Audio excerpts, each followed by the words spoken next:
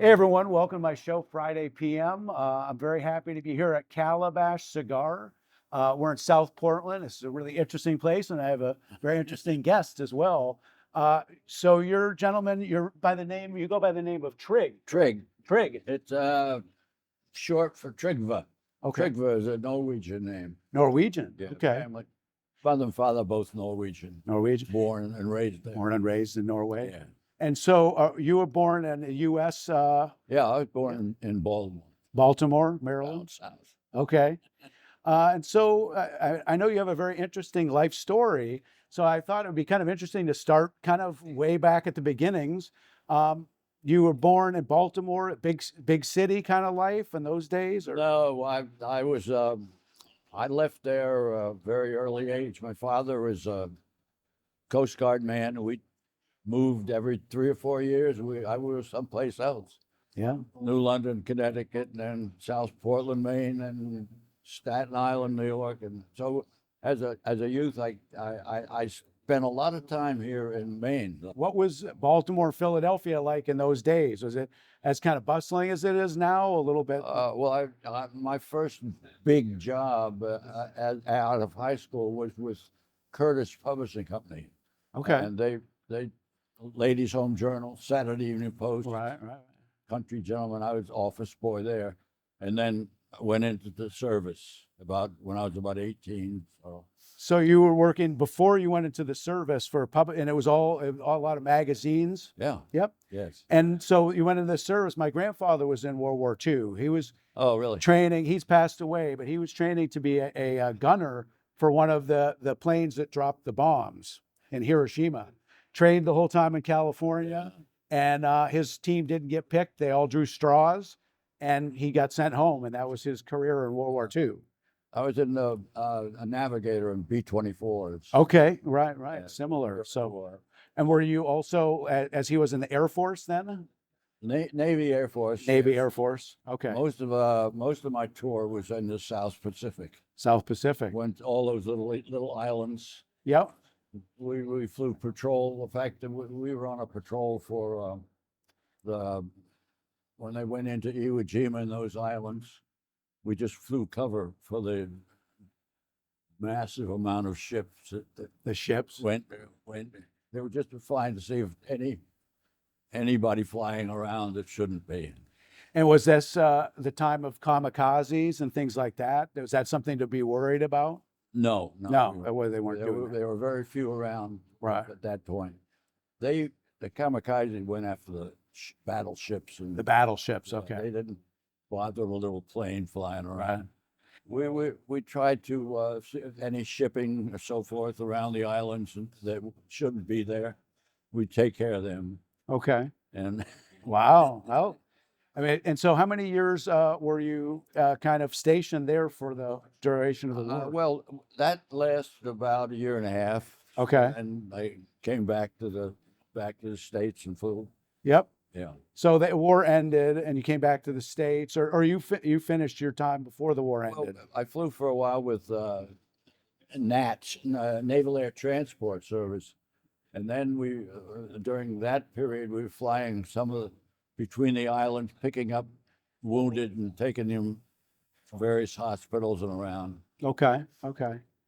And so, you probably 18, 19, 20, the war ends. You came back to Baltimore after that, or? No, I went back to Pennsylvania.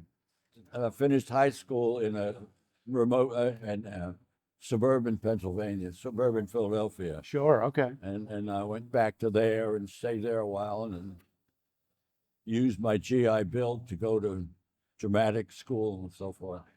Correct. So this is what's kind of interesting, I think, to the audience as well. So this is kind of a time that was, I think there was a lot of kind of famous actors around that same generation that kind of got out of the military and went to drama school. Sure. Yeah. Yeah. And that's what you did as well. Yeah, I went to dramatic school and met a kid by the name of Paul Newman. Little kid by the name of Paul we Newman. did Yeah. some shows together. Yeah. And in other words, like a summer stock, where we did a show a week. Every week we did a different show. Okay. So sometimes we were on the same show together, and sometimes not. But How long were you living in Philadelphia around in those days? Is that when you were doing some acting in Philadelphia? only on small theaters, local theaters and so Okay. forth. Yeah, yeah, yeah. Yeah, did that. And And then, yeah. but after this, and after I left Massachusetts, I came back to Philadelphia, went into a TV station to see if they had any acting jobs, because they didn't have any, but they did need some cameramen. Okay. I became a cameraman. Cameraman, right? So you switched from in front of the camera to behind the camera. Right. And this would have been in like the 50s by now, or Yeah, yeah, early early 50s, late 40s. late 40s. And yeah, That's right. And became a cameraman there. I met a guy by the name of Kovacs, yeah, and it was easy to get in right in front. So I got in touch with, played some of the bit parts with him on his show, and as part of the whole thing, right. everybody could get into the act. Yeah, yeah, yeah. So in those days, for the audience, they'd like to always know, like, how was television made in those days? I mean, it's obviously different. And was there video in the same way that they have video now? Were you filming a lot more on film almost, or No, it was all live. live? Yeah, There was no way to record anything. you couldn't even record it. They never. Everything was live. What you did, you did. Yeah, You right. can't do it again. We can't do it again. It was literally like an early type of radio, and when it went out there, beamed out through that frequency. That was all they That had. was right. Whatever you did was Was there. there. It makes it more immediate, maybe more nerve-wracking in some ways, but Well, you got to watch what you're saying here. right. Yeah, Your language has to be pure. right. So for the audience that's a lot younger, like you worked with Ernie Kovacs, is that correct? Right. And who was Ernie Kovacs? Can you tell everybody a little bit about who he was? Because I think he passed away pretty long ago. He came from a small radio station in Trent, Yeah. and he was hired there to do some shows at WPTZ in Philadelphia. Yeah. And he had several things, Right. various type shows. Right. He was good. And so he was a comic, kind of, I think. Was he kind of? Very, very comic. I read, because again, this was kind of before my time, but I had read his Wikipedia, learned a little bit about him, and that he was a big influence on a lot of Johnny Carson, a lot of other stand-up Yeah. type of talk shows. He was an innovator on quite a few things. I've seen some things now that are being done that he did early on. Way back before. Because after he left Philadelphia, he went to CBS in New York, In New York. and I went with him to CBS in New York. Where Okay. I was in there for about almost 2 years. Did he interview celebrities too? Very seldom. Yeah. No. So is it mostly just him doing a lot of his show And himself? he had a singer with him called Edie Adams, Okay. who he eventually married. He married her. Okay. Yeah. And her name was Edie Edie Adams. Yeah. And so you worked with Ernie for some of the times in the 50s, and Yeah. didn't he have a early unfortunate accident with a car or something? After That was after you we had parted a ways. run on CBS, Yep.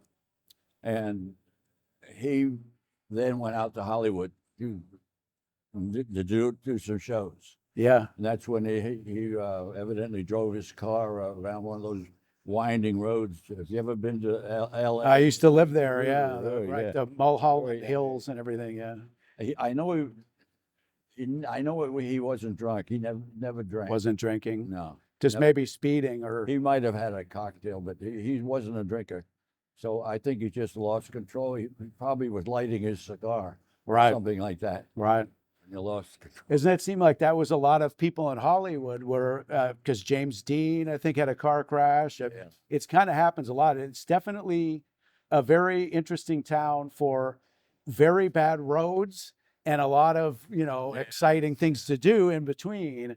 It seems like every couple of years you hear of a celebrity that has an unfortunate automobile accident.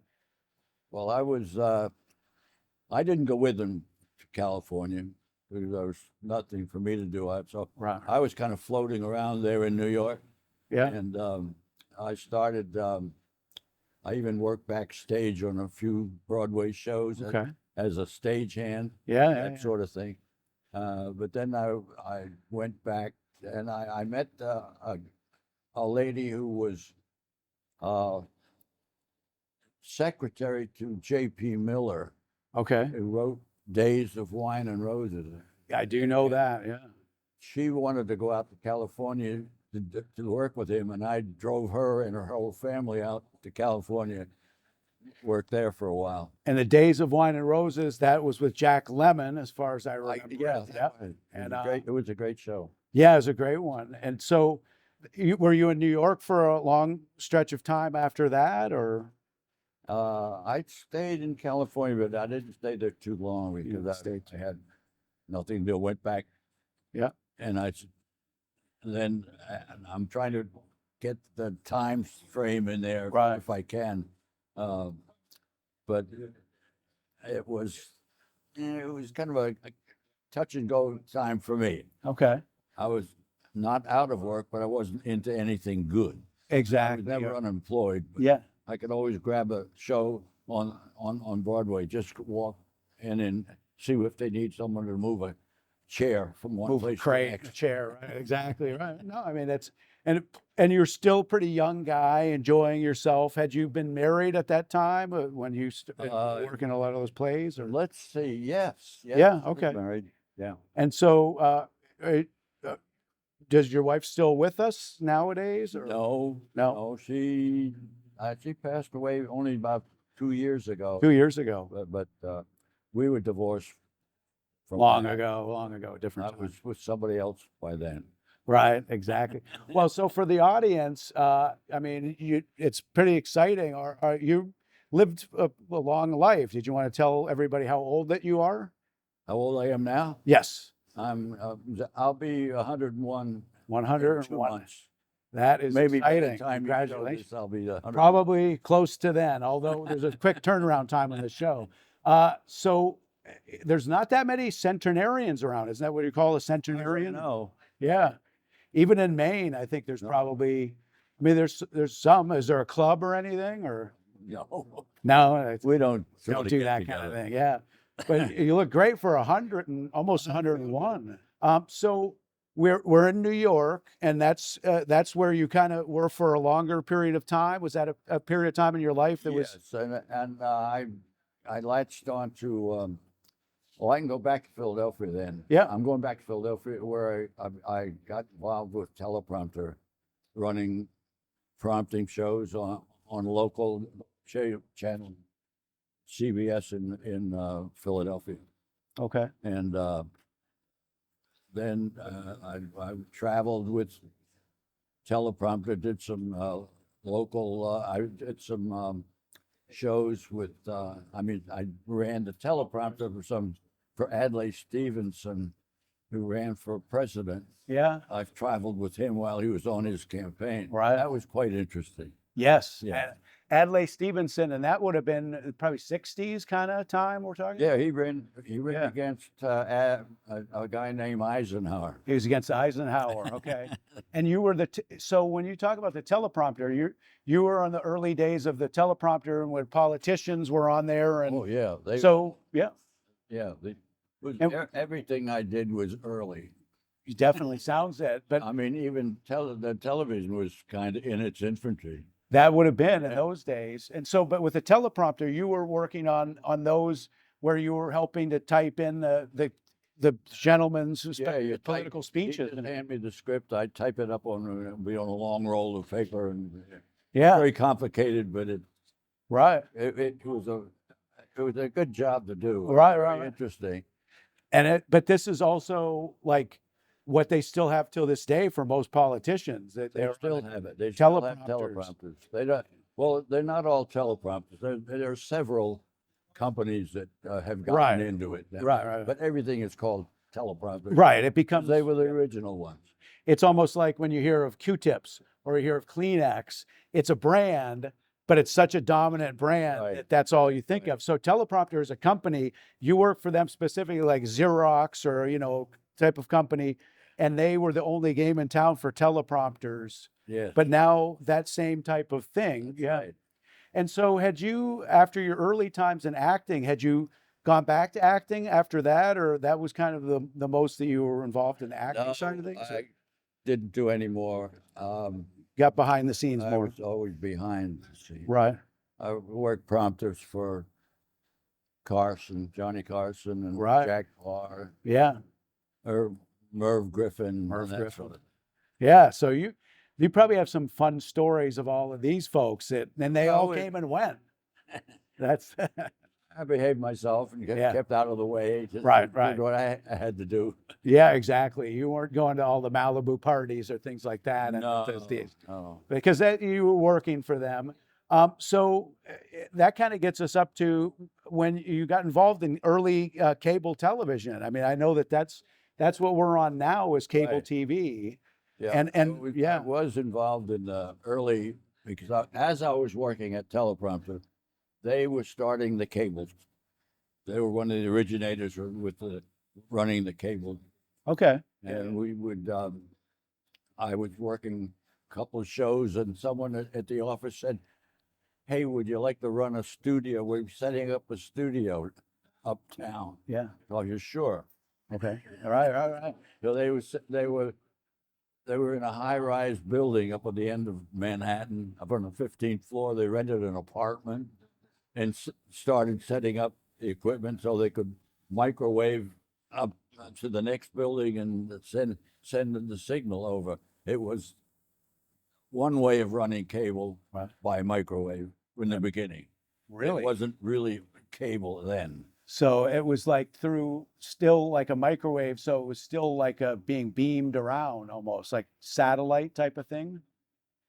Kind of No. hard to say. Like, The microwave was just a big dish yeah, on the top of the building, and I don't know how they did it. I was how not they tech- beamed it. Yeah. I was not in the technical end of anything like Right. that. Right. So I don't know how they did it, but they did it. But they did it. But they started the system of running cable instead of broadcasting. We would cable cast everything Okay. because we come over the wire, not through the air. Okay. And that started because it does seem as though that probably like a lot of technology started in New York a lot of the time. Right. And it was this a kind of like a cable closed circuit type of thing where it went out at first to New York before they went to everywhere else in the US. Right. Yeah. Yes. Kind of beta testing it there. And you were working on it and doing stuff with the cable stations there early Yes. on. Yes. And what year did that start expanding out? That you started that seeing? would have been. You got me there. Yeah. Well, it's probably like 60s, 60s, 70s. Yeah. Yes, in there. HBO, they're still around. They're giant. They were kind of one of the earlier folks putting movies out there on cable. Right. There's a lot of very new technology. I'm not a tech guy either, but I know that it was when I was a kid, we still didn't have small towns in Maine. We didn't have cable. It didn't get to even in a lot of parts of Maine.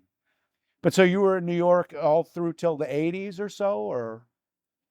Up until I retired from the cable system in 82, 82. something like that. Yeah, yeah, yeah. And then I came up to Maine to retire. Yep. Live. Right. Retire. Why not? Yeah. So you got to Maine in 1982. Where did you move to in Maine? Like what part? Portland? Yes. Yeah. Yes, Okay. Yes. Ended up in Saco. Saco. Yeah, yeah, yeah. And so do you still live in Saco to this day, or? At the present time, I'm in a retirement home. Yeah, in more Portland area. Yes. Yeah. Up in Portland. Yep. Before we get going, did you have a great, interesting story of back in the day to regale us with? Anything would be fun. Well, interesting story. caught me there. Yeah. The whole life was interesting. Right. I'd like to go through it again. Right. Exactly. Because, Go through and see it all I've again. met so many people. Hobnailed with incoming presidents and like Yeah. JFK. I worked prompters for him one day. Yeah. Although I didn't work it for him because he had his script already, and then he waved it to me. I was sitting down in the front of the stage. He just goes like this. So he started to ad lib his. I just had to sit there. Wow. He ad libbed. He said he's only going to use the prompter. Right. So he was kind of like how Trump was always saying he doesn't use the teleprompter, and he kind of go off script all over the place. Yeah, he didn't need it really. Yeah. Right. So that was JFK, and so and you, if you would have been probably a pretty young guy in those days, somewhat, and working with him, and then or even in his 30s. 30s. Oh yeah. And was that a long ways before he got assassinated, or around the same like? Oh yeah, he was running for president. He was running For president. and then he made it through. He was just a senator. Yeah. He ran for president. Okay. And so do you feel that you worked a lot more with politicians after the time that you? No, not too many. That was only that was the early '50s when that I was working that venue of prompting. Yeah. And as I say, I was ran around the country with Adlai Stevens. Right. Was Adlai Stevenson the guy who was anti-war, or what was? I feel like I remember. Know what the script Yeah, what was. his. Right. He was kind of lost in the typed it shuffle. up. I didn't bother reading it. Right. Well, but that was in those days when because you had to go from stop to stop because you were the teleprompter guy. Yeah, So different assignments. was that an interesting life being on the road with these guys? And Oh, sure. yeah, staying at different hotels and Get free lodging and meet. right. And they're big cities a lot of times because that's where they want to speak at. Right. Sometimes smaller towns too. Were there any cities that you really enjoyed when you were doing all that traveling, like more than others? Chicago. Yeah, I lived there. It's nice. That was a great city to visit. And before we sign off, the election here is coming up. Are you excited about that? Sure. Yeah. If I can get to vote, I'll vote. Yeah. You don't want to know who for, though. I mean, I doesn't think matter. it's all kind of been a wild time. I mean, I think politics has gotten so zany that you must have seen that. I mean, one other thing that I could ask you about was being early on in cable.